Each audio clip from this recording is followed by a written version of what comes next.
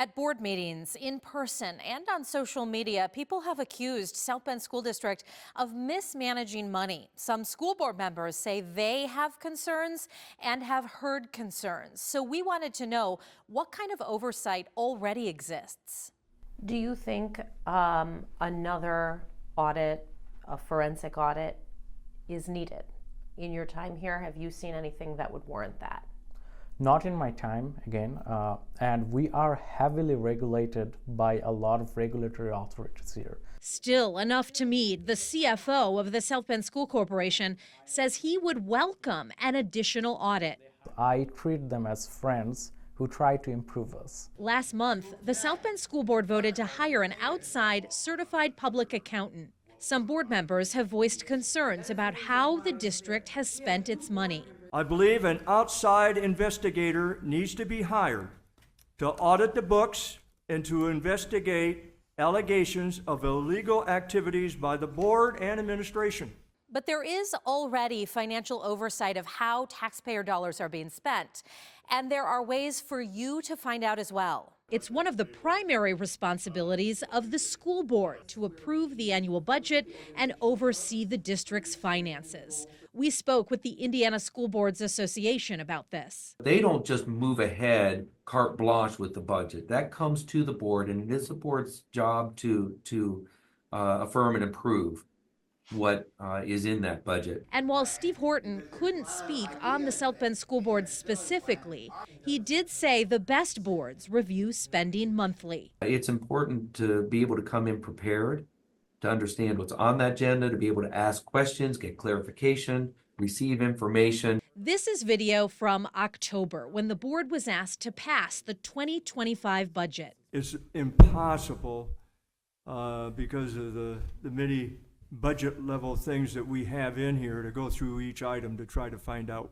where money goes to. I understand that. Every month, when the South Bend School Board agenda is published prior to the meeting, school board members and the public can see financial statements, the payroll register, and a list of bills. Also, prior to the meeting, the board is able to get their questions answered so that at the meeting, they're prepared to vote on those items. Tonight we are adopting the budget.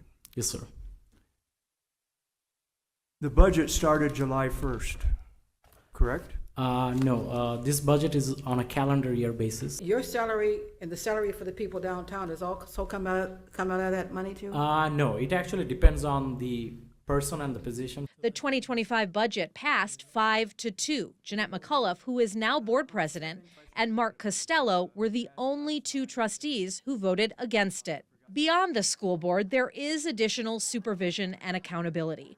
Mead says oversight comes from the Indiana Department of Education and the Department of Local Government Finance. The biggest reporting that we do is on a semi-annual basis, which is called the Form 9 financial reporting, where we have to report line by line all our receipts, our expenditures, our capital projects, and everything else there, which is also publicly available. And on top of that, public schools in Indiana are already required to be audited by the Indiana State Board of Accounts. Auditors look for fraud or errors. They are auditing us for the 22-23 fiscal year. Mead says in-person auditors took a break during the administration's move from the downtown building to the new Brown Administration Center, but they'll resume soon. And when they do, auditors will have access to the district's entire financial system. That includes everything from electronic records to paper receipts. And you might be surprised to know that the audit is not only for finances. They also audit our student records and everything else, because a large portion of our revenue comes from the state tuition support, which is enrollment based. Plus, Mead says they're open to auditing topics that board members might suggest. He's working to set up a meeting between auditors and the board. And public school district finance is very much complicated.